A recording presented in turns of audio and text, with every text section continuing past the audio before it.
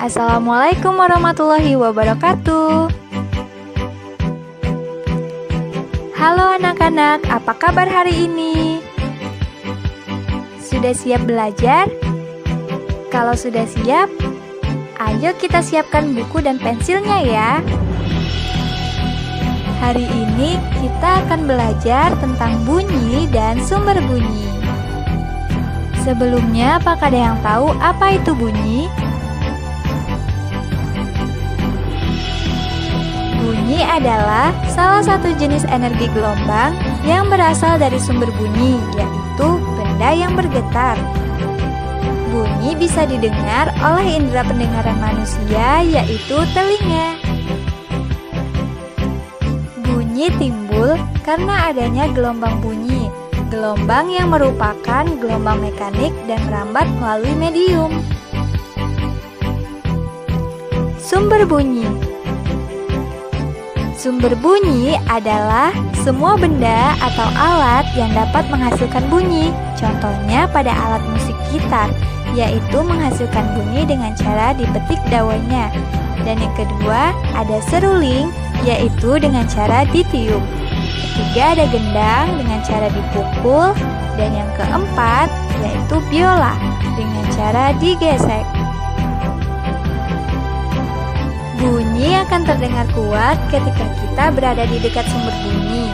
Bunyi terdengar semakin melemah jika kita menjauhi sumber bunyi. Sifat-sifat bunyi. Yang pertama, bunyi dapat merambat melalui zat padat, cair, dan gas. Kedua, bunyi dapat diserap dan dipantulkan. Ketiga, bunyi dapat dibiaskan. Yang keempat, bunyi termasuk gelombang longitudinal. Media perambatan bunyi ada 3, zat padat, cair, dan gas. Contoh pada zat padat yaitu pada permainan telepon kaleng dan ketukan di ujung meja. Contoh pada zat cair mendengarkan bunyi melalui corong dan pukulan batu pada ember yang berisi air. Contoh pada zat gas yaitu ketika kita berbicara. Nah, sekarang coba amatilah benda-benda yang ada di sekitarmu. Ambillah 5 benda yang kamu anggap sebagai sumber bunyi. Dan pastikan bahwa benda yang kamu temukan berbeda cara membunyikannya. Selamat mengerjakan!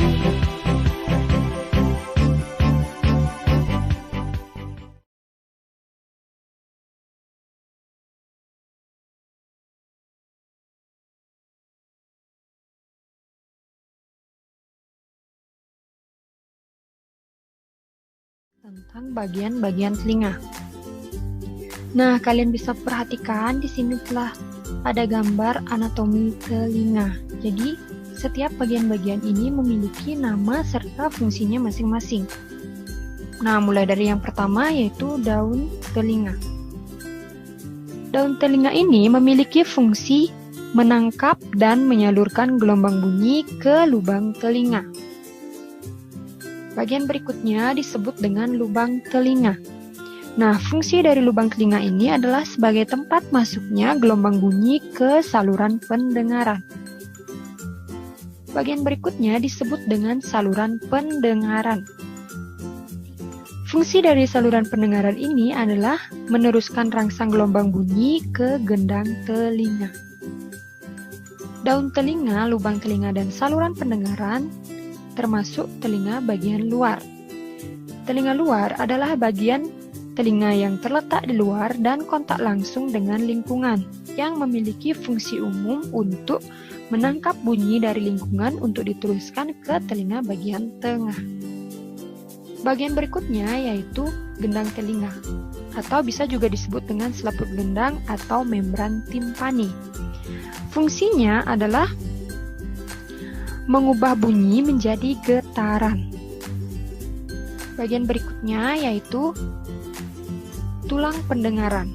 Jadi ada 3 macam tulang pendengaran yang disebut dengan tulang martil, tulang landasan, dan tulang sanggurdi. Nah, fungsi dari tulang pendengaran ini adalah memperkuat dan menghantarkan getaran ke saluran telinga dalam. Bagian berikutnya yaitu disebut dengan saluran eustasius. fungsi dari saluran eustasius ini adalah menjaga keseimbangan tekanan udara di dalam dan di luar telinga. Jadi, tulang pendengaran, saluran eustasius, dan gendang telinga merupakan bagian dari telinga tengah. Telinga tengah ini berfungsi untuk mengubah gelombang bunyi yang ditangkap telinga luar untuk menjadi getaran. Bagian berikutnya yaitu kalian bisa perhatikan di sini ada 3 saluran setengah lingkaran. Ini yang pertama, yang kedua, dan yang ketiga. Nah, fungsi dari 3 saluran setengah lingkaran ini adalah untuk menjaga keseimbangan tubuh. Berikutnya, ada bagian yang disebut dengan rumah siput atau koklea, di mana fungsi dari rumah siput atau koklea ini adalah mengubah getaran menjadi impuls dan meneruskan ke otak. Bagian berikutnya ada saraf pendengaran, di mana saraf pendengaran ini berfungsi mengumpulkan semua getaran yang diterima untuk dikirim ke otak dan diproses oleh otak. Kemudian bagian yang terakhir itu disebut dengan otot pendengaran. Fungsi dari otot pendengaran ini adalah membantu kerja dari saraf pendengaran. Nah, berikutnya yaitu telinga bagian dalam ini terdiri dari 3 saluran setengah lingkaran, rumah siput, saraf pendengaran, dan otot pendengaran. Telinga bagian dalam berfungsi sebagai pusat kendali dari indera pendengaran untuk mengubah getaran menjadi impuls dan meneruskan ke otak melalui saraf pendengaran. Nah, demikian bagian-bagian serta fungsi-fungsi dari telinga. Berikutnya kita akan membahas tentang cara kerja telinga. Nah, bagaimana cara kerja telinga? Yang pertama, bunyi yang berasal dari lingkungan akan ditangkap oleh daun telinga untuk diteruskan ke lubang telinga.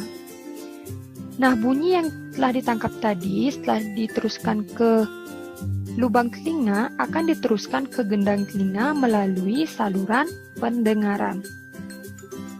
Bunyi yang berada di gendang telinga menyebabkan gendang telinga tersebut bergetar. Nah, gendang telinga yang bergetar kemudian akan mengirimkan getaran tersebut ke 3 tulang pendengaran dan 3 saluran setengah lingkaran. Kemudian akan diteruskan ke rumah siput. Tulang-tulang pendengaran memperbesar getaran bunyi dan mengirimnya ke telinga dalam atau rumah siput. Nah, pada rumah siput ini terdapat cairan limfa. Kemudian cairan limfa dalam rumah siput bergetar dan mengaktifkan ujung-ujung saraf pendengaran. Kemudian bunyi itu akan diteruskan ke otak melalui saraf-saraf pendengaran. Saraf pendengaran membawa sinyal bunyi ke otak, kemudian otak akan menerjemahkan bunyi agar dapat kita pahami, sehingga bunyi itu dapat kita dengar. Nah, demikianlah cara kerja dari telinga. Mengapa bunyi bisa kita dengar? Selanjutnya, kita akan belajar tentang gangguan atau penyakit pada telinga. Yang pertama yaitu tuli atau tidak dapat mendengar. Kelainan ini dapat dialami sejak lahir dan dapat juga setelah dewasa. Tuli sejak lahir mengakibatkan orang tidak dapat berbicara. Orang yang tidak tuli sejak lahir dapat menjadi tuli jika mengalami kerusakan gendang telinga dan saraf-saraf pendengaran. Yang kedua yaitu bisul atau luka di dalam telinga. Kelainan ini dapat disebabkan oleh infeksi. Kebiasaan buruk mengorek telinga menggunakan jari atau korek api dapat melukai telinga. Kemudian yang ketiga yaitu otomikosis, yaitu infeksi saluran pendengaran di bagian luar yang disebabkan oleh jamur. Kemudian yang keempat yaitu otosklerosis, yaitu kelainan yang terjadi pada tulang-tulang pendengaran. Dan yang terakhir, keluar cairan berbau busuk dari telinga. Nah, kelainan ini dapat terjadi karena radang pada telinga bagian dalam. Penyakit ini dapat disembuhkan jika ditangani dengan serius.